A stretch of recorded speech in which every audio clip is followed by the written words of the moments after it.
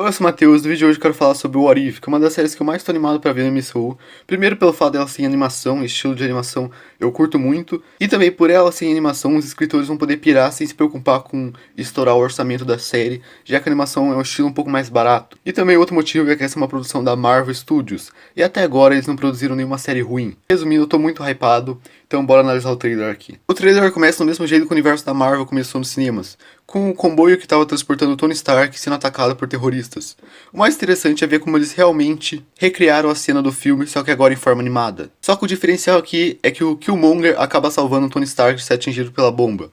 Então o e se desse episódio deve ser tipo, e se Tony Stark fosse salvo pelo Killmonger? E mais na frente do trailer, nós temos esse robô no fundo de uma batalha de Wakanda, e eu acredito que esse robô aí no fundo seja uma armadura que o Tony fez. E faz sentido ela ser bem diferente nessa linha do tempo, já que nessa linha do tempo ele não vai precisar do reator Arc. Então as armaduras que ele vai produzir serão bem diferentes do que a gente viu no MCU. Logo depois disso, nós temos a voz da atriz da Tilda Swinton, que interpreta a Anciã, falando como a realidade é mutável. E o trailer nos mostra isso com uma versão animada daquela clássica cena de Vingadores 1, só que agora composta por outros personagens. E eu chuto que esses podem ser os Guardiões do Multiverso que aparecem em alguns posters vazados. Nessa cena a equipe está sendo composta pelo T'Challa como Senhor das Estrelas, também temos do lado dele a Gamora com a fucking armadura do Thanos, e do lado dela nós temos uma versão do Pantera Negra, que eu acredito que seja o Pantera Negra Killmonger. E ali no fundo, se você for reparar, a gente também tem uma versão do Thor, que segundo vazamentos recentes revelam que esse é o Thor festeiro. Esse mesmo Thor aparece depois no trailer em Las Vegas, então realmente ele é o Thor festeiro.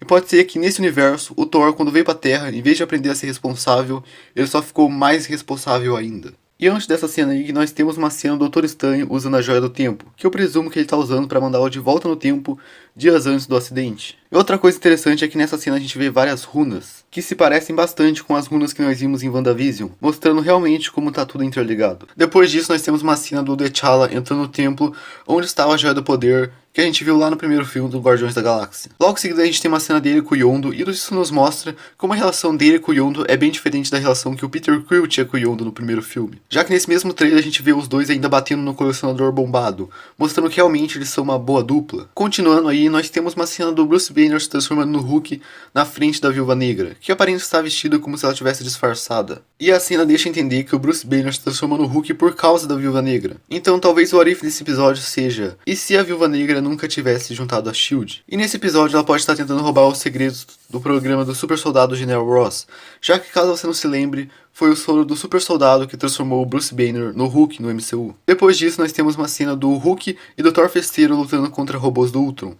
E eu acredito que possa ser nesse episódio que a gente vai ver e se o Ultron tivesse pego as Joias do Infinito. E esse what if aí já está confirmado pelos posters vazados, que nós vemos claramente o Ultron com as 6 Joias do Infinito. Então temos uma cena do que parece ser uma versão do Loki do primeiro filme do Thor, mas aqui ele trouxe todo o exército asgardiano com ele. E esse Loki linka muito bem com o Thor festeiro, já que nessa linha do tempo o Thor nunca aprendeu a ser responsável. Então o Loki dessa linha do tempo conseguiu facilmente dominar Asgard durante os eventos de Thor 1. E parece que esse Loki aí não tá de brincadeira, já que na cena seguinte a gente vê ele simplesmente abrindo fogo contra a SHIELD. E no trailer anterior nós também vimos uma cena desse mesmo Loki entrando na ONU com todo o exército asgardiano. Então pode ser que realmente o Loki desse episódio consiga dominar a Terra ou chegar muito próximo disso. Então a gente tem uma cena da Capitã Carter voando junto com uma versão da armadura do Homem de Ferro, que aqui não foi construída pelo Tony Stark, e sim pelo Howard Stark. Nós temos uma cena muito maneira dela empunhando o que parece ser uma versão da Excalibur, que é usada pelo próprio Capitão Britânia nos quadrinhos. E o próprio Capitão Britânia tem muita relação com o multiverso, então acho que faz muito sentido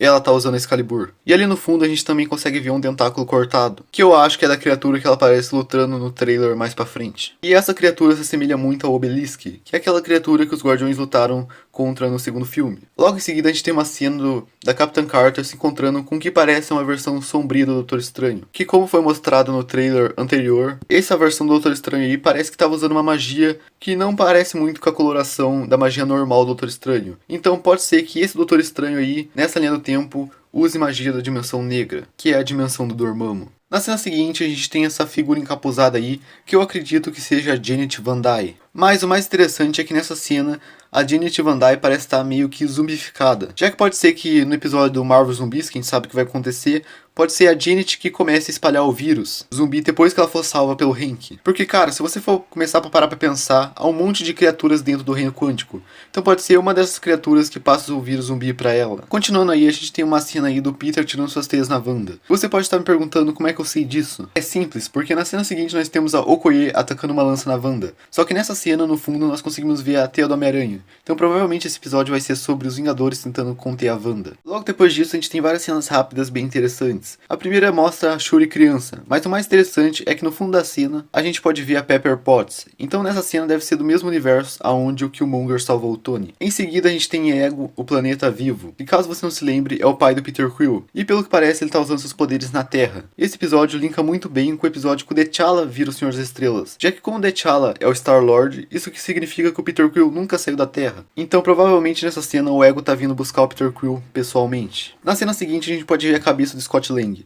E eu não consegui pensar em nada pra explicar por que caralhos o Scott Lang perdeu a cabeça. Em seguida nós temos a cena da Natasha fugindo de moto dos robôs do Ultron, que pelo que parece não ficaram só em Sokovia. E essa cena também linka com as outras duas cenas do Thor e do Hulk lutando contra esses mesmos robôs. Continuando aí, a gente tem uma cena bem rápida do Visão, pelo que parece tentando arrancar a joia da própria cabeça, mano. Isso é meio triste, já que se ele morrer nesse episódio aí, vai ser a terceira vez que a gente vai ver o Visão morrer no MCU. E o trailer termina com uma cena muito boa do T'Challa, e a cena ainda continua reforçando uma teoria de que o T'Challa e o Yondu são bem próximos. E é isso, obrigado por assistir e até a próxima.